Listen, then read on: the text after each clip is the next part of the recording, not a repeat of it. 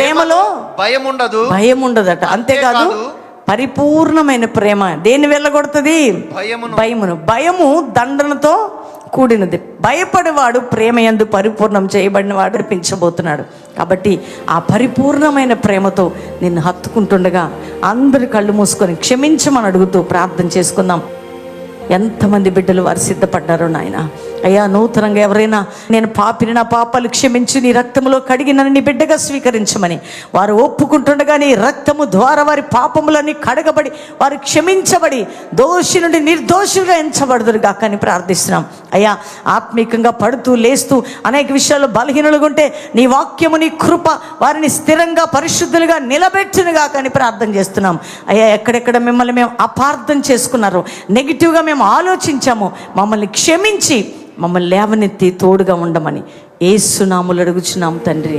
Amen.